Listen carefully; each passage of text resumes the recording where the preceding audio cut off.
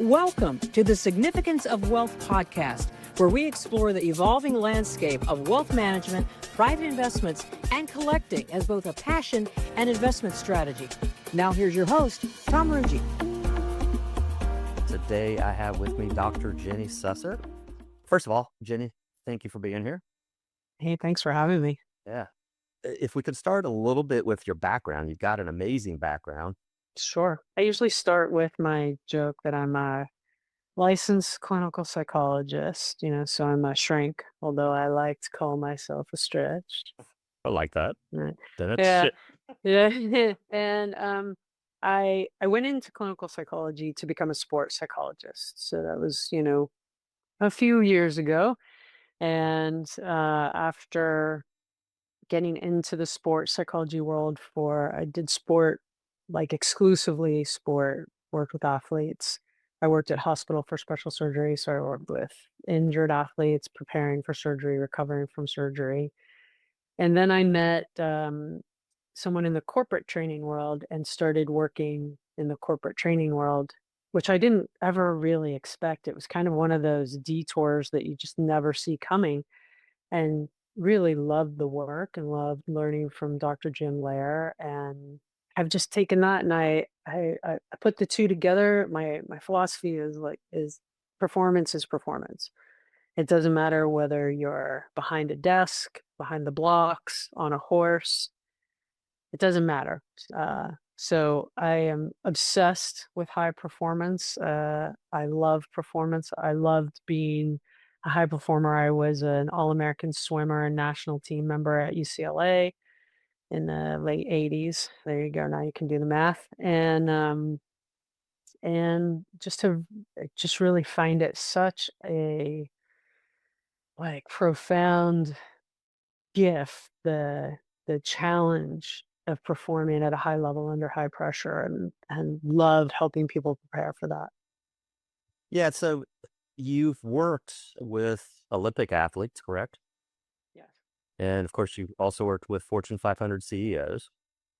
Are there any parallels between the two, the way that both athletes and CEOs or high-strung entrepreneurs like myself, are there some parallels of how we approach peak performance? Yeah, over the 30 years I've been doing performance work, I kind of have like this high performing profile, and it doesn't really matter where your high performance lives. I mean, you can be like, I have a younger sister who taught until she had children, and then stayed at home, exclusively focused on raising her children. And she was one of the highest performing homemaker, mother, cook, you know, mentor for her children that I've ever met. So it doesn't matter to me. Like, a high performer always strives for high performance no matter where they are.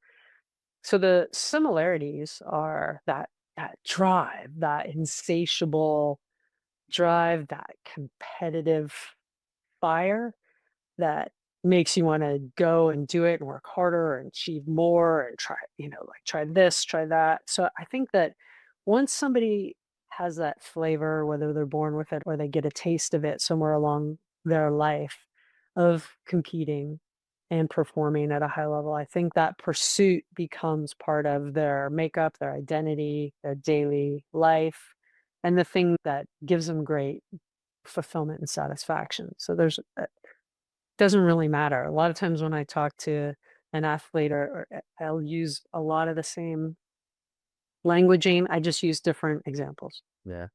I put myself into this category, but with successful business owners that I see, one of the almost a staple across the board is just this drive, this tenacity, this lack of never being content and always wanting to get better. And what amazes me about it is it seems to actually intensify as you get older and even as you get more successful. Do you see that in your practice as well? Yeah. Sometimes and sometimes not. I think it's really difficult because as an entrepreneur or businessman or even a CEO in a Fortune 500 company that has structure around success, the ladder, the quote unquote ladder. I think that as an athlete, success is really easy to define, right? You win, you lose, you go faster, you make a team, you don't make a team. It's pretty like boom. I think in the corporate entrepreneurial world, I think that the flag keeps moving is part of the problem. Like you get to one level and then you're like, yeah, but then I could get to the next level. So like the goalpost isn't like static. And then how do you know like when you've actually scored? But then because it's you've done it once, then you want to do it again. So I think that's a little bit of the difference. Like even becoming a CEO, that's not even a goalpost. Like I feel like that's a first down. If we're talking, if like we use a football, then it is. Then how many points do you score as CEO? So Right. it's. I think that creates part of the conundrum for either an entrepreneur or a corporate executive. Yeah. I remember asking you a question regarding this at the Tiger 21 meeting. And I was making an analogy about Michael Jordan, my favorite athlete, the GOAT, in my opinion. But he got paid to really perform at an elite level, but for a short period of time. Mhm. And that's not the way that it works in the entrepreneurial world. So, my question to you is, in comparison to athletes, where do successful business owners fall short? You think about preparation, and preparation in the sport world, again, has very clear guardrails. You know, when I was swimming, we had X amount of swim workouts a week. We had, X amount of times we were in the gym. We had dry land. We had, athletic training room. We had all the different things. And it was very clear like you did this to increase here, you did that to increase there. So it was a little easier to figure out where your training was either succeeding or where it was lacking based on your result. Like I'd get up on the blocks and either I went fast enough or I didn't. And did I need to work on my start? Did I need to work on my turn? Did I need better fitness? Did I need to expand my lungs? Whatever it was, did I need to do more squats or hang cleans? Whatever we did, it was a little bit easier to identify how to train. And I do find in the entrepreneurial and corporate world that there's a lot more winging it, way more winging it. Like it's a lot of business relies on relationship, personality, relationship, presence. When I step up on the blocks to race, the Stanford star next to me from when I was at UCLA and she swam at Stanford, nobody cared how funny I was. Nobody cared how personable I was. The stopwatch didn't care, right? It was Right. like you either do it or you don't. But I think in business, it's much more multidimensional in terms of how you get results. And so people who get results from relationship, they work on building relationships, but they don't always work on collecting good data or knowing their competitor inside and out, or whatever the different ways to get to that level of success or to hit that mark or goalpost or whatever that is that you're reaching for. So I find that preparation is not as seriously addressed in the entrepreneurial or corporate worlds? Do you prepare speeches? Do you prepare to write an email? That's really important. Do you think about it or do you just jump in and type and then go, I hope this works? Boom. Or I'm going to this meeting and I haven't done enough research. And so how do you prepare? In a lot of sports like golf, for instance, basketball, there's something that we call a pre-shot routine or a pre-race routine. And if you watch a golfer that you like, or if you watch a basketball player shooting free throws, they'll step up to the line or the tee, do the exact same thing. Mhm. Okay, Federer, perfect example, right? Wipes his brow, wipes this, adjusts his shirt, adjusts his shorts, right? He's Yeah. famous for that. So those kinds of things, those are actually preparation routines Mhm. that ground the physiology of the athlete. And so there's this lack of connection to that in the corporate world. I'm just going to go into this meeting and I'm just going to be me, or I'm going to see if I can read the room. And I feel like there's a lot more preparation that could happen. So, Yeah. how do you advise to make that happen? And by the way, it's funny you talk about Federer. When you said that, I've had the fortune to see Steph Curry in his warm up routine, which He I, misses every shot, I, no, right? Curry, I he didn't miss doesn't, anything. but he doesn't care. That's his thing. Like Yeah, but he goes in, he's got some cool stuff. But oh anyway, yeah, yeah, his warm up routine. People gather around just to watch that. to But watch it. Yeah. yeah, but I think you gave a couple of pointers there. But is there anything else to expand on? Yeah. So, for instance, I'm coaching a young company that's a bit of a startup. They're a few years old and they're trying to grow their presence on social media to hopefully be bought. Right. And so I was coaching them. They were headed to two different instances. They were headed to a trade show and then they were going to have a meeting with a big company. And I coached them and I was like, okay, what are you going to say? You have a 15-minute meeting with a CEO who's interested in your company. You need to have rehearsed every minute of those 15 minutes. Hmm. And they were like, well, I think we're going to go in and we'll talk, like here's our outline. Rehearse it. Writing, reading, thinking, not the same as actually saying something. Hmm. And a lot of times when we go to say, especially if you're going to deliver content verbally, most people don't rehearse that. And they feel like I've been doing this for so long. Why do I need to rehearse that? When have you said that? How many times have you said that? How many times have you done this presentation? Do you know where to pause? Do you know what's next? I think that we miss so many opportunities by not actually verbally rehearsing something out loud. And Hmm. I find great resistance to that. What about from the recovery or a fatigue standpoint? You mentioned earlier squats and cleans, and I happen to be a CrossFit junkie. And Yeah. and one thing that I've realized in how to treat my body, and even treating your body ultimately treats your mind, but I need to have recovery. I need to have the proper nutrition. I need to get the proper sleep. And what I'll candidly tell you is I'm very intentional about that with my working out, Yep. but I'm not very intentional about what recovery is for the business. And I'm Yeah. sure you see that, but what are the secrets there? Yeah. What do I need to learn? So the one of the big secrets around, and so this falls in the energy management world.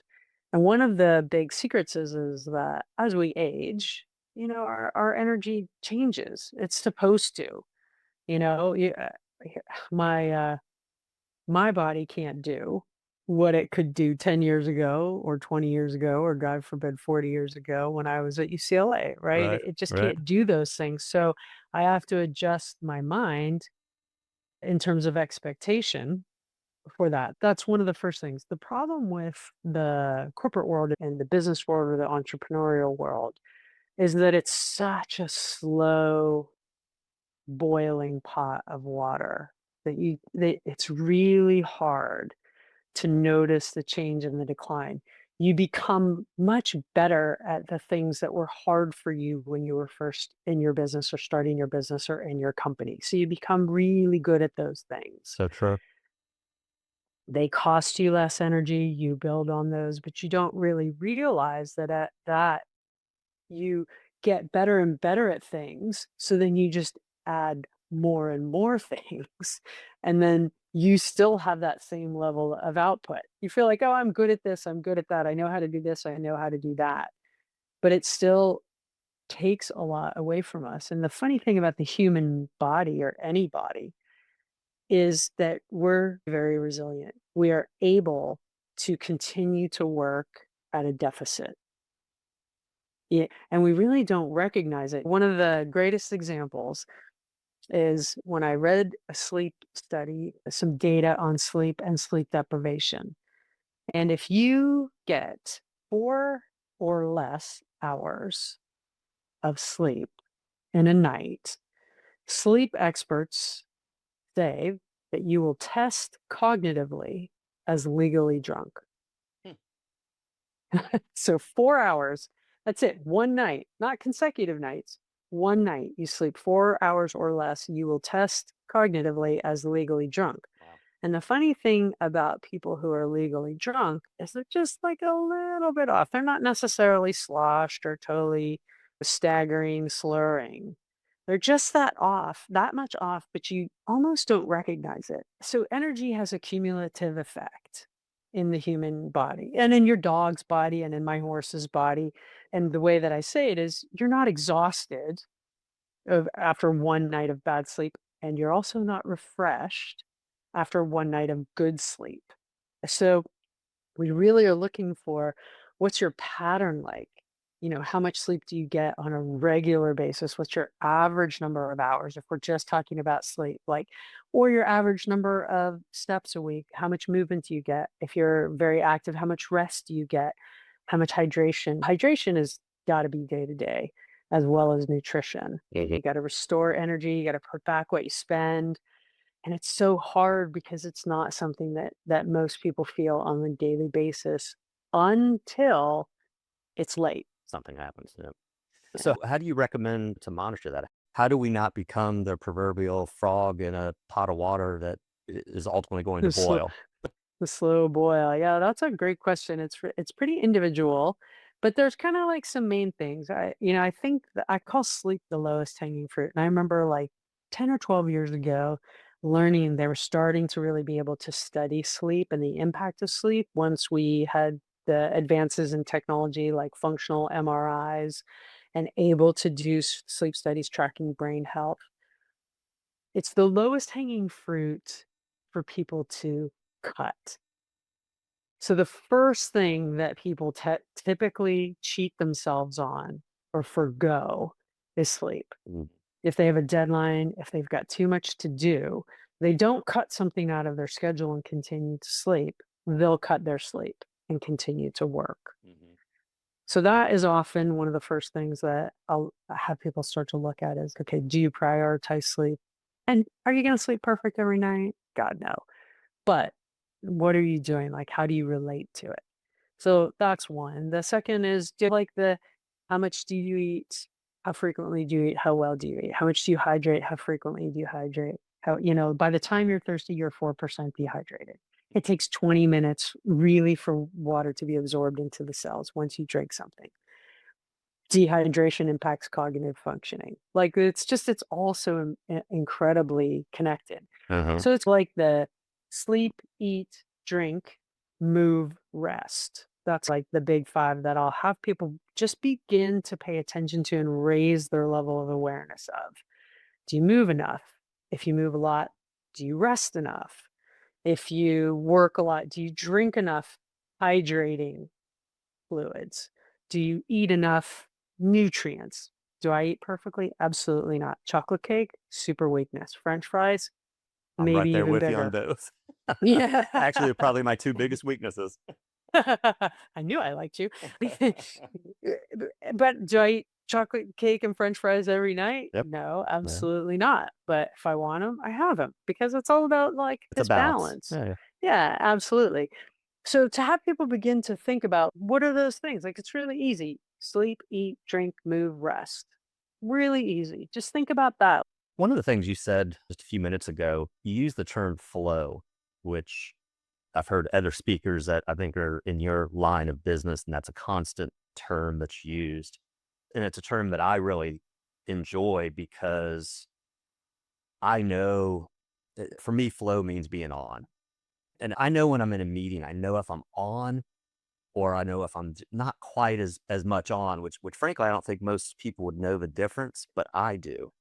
Yeah, super And important. and so if you're talking to an athlete or a successful business owner, I mean, I think the goal would be how can you be prepared to be in the flow when you need to be in it as much as possible? Or Mm, do you have any thoughts on That's that?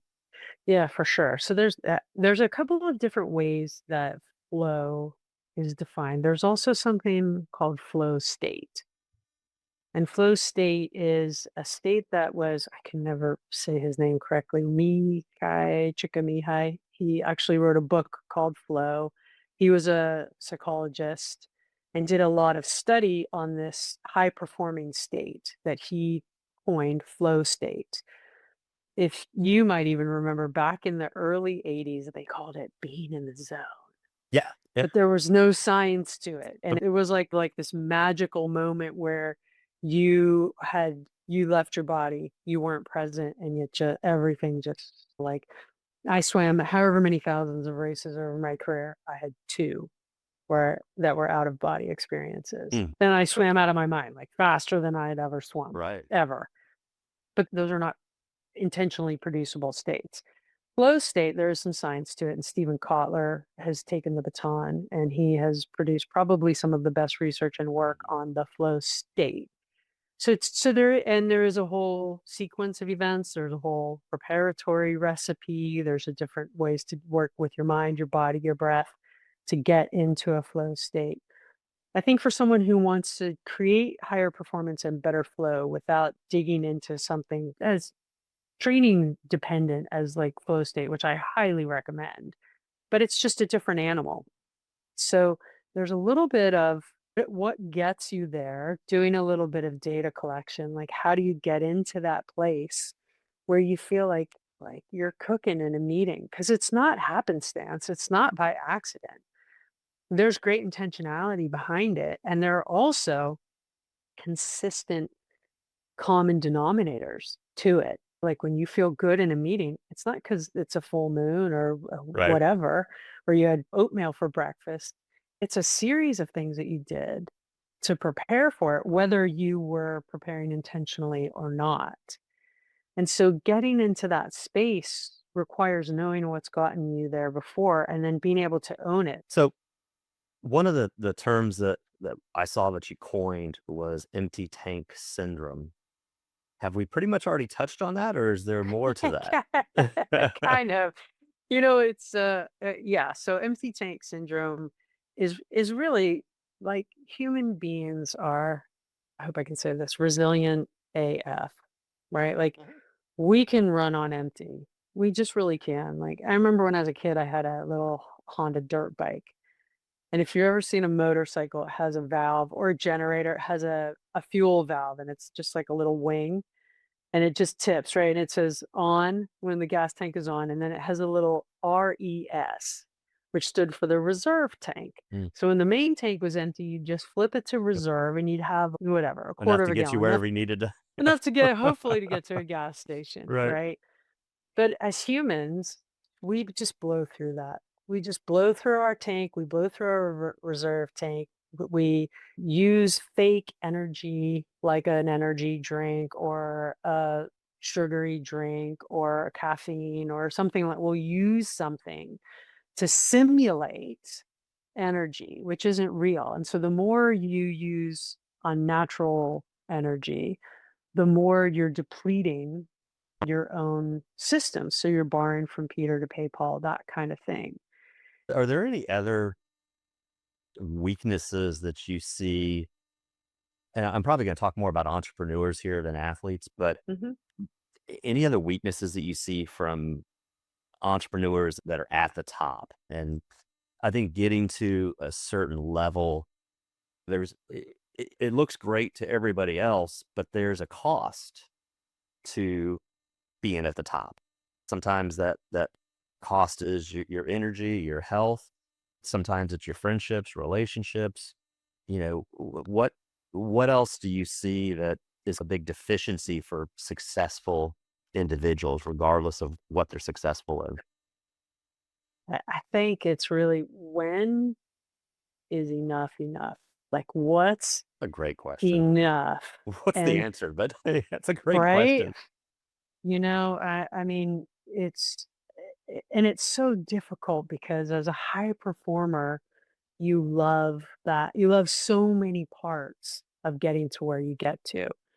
You don't just love the get, but you love the process of getting there. Like I loved training. I think being a high performing athlete, like the opportunity to push your body to a limit on a multiple points a week, like we trained a lot and every practice was not all out, but I had, 5 or 6 practices a week where I really had to confront, can I do this or am I going to give up? Am I going to push through or am I going to give up? Or am I going to wuss out? And so there's like that piece of it, that challenge, that getting to know yourself and pushing yourself has an insatiable element to it for sure. And so to me, when I work with high performing people in a business world as opposed to a sport world, because in sport you get to a point where you're going to age out at some point, and then you got to figure out what that next brass ring is, what you're chasing. which is, But to as me, I'm sure you're aware, that's a very difficult part in an super athlete's life. so difficult. That's a Hmm. whole other Oh entire yeah. podcast.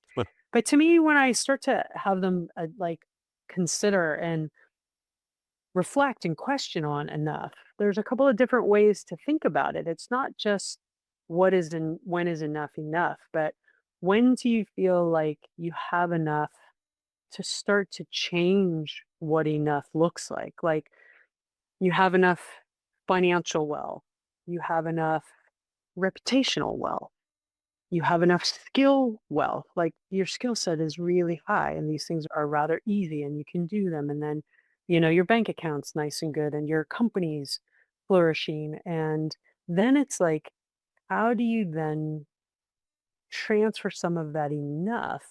Like, how can you then mentor enough?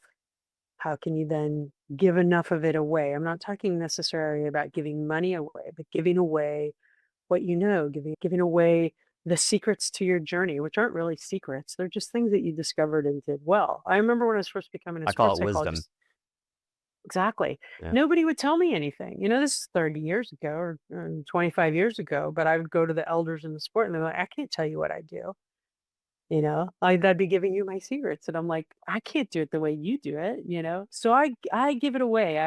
Over the weekend I was at a big function for UCLA. My coach from UCLA was inducted in the Hall of Fame there, Wow, and I that's so met a cool. young one. It was so cool, and I met a young woman there who is just starting on her journey. She ran track at UCLA, and she works with youth, and she found out I was a sports psychologist and was like, "Oh, I wanna do that." And I gave her my card. I'm like, "Call me. I'll give you everything you ever need. I'll tell you everything I know." She's like, "Really?" I'm like, "Yeah, what am I to do? Go to take it to my grave?" Like, Right. for me, I think to get to the place where it's how do I have enough knowledge? Do I have enough skills?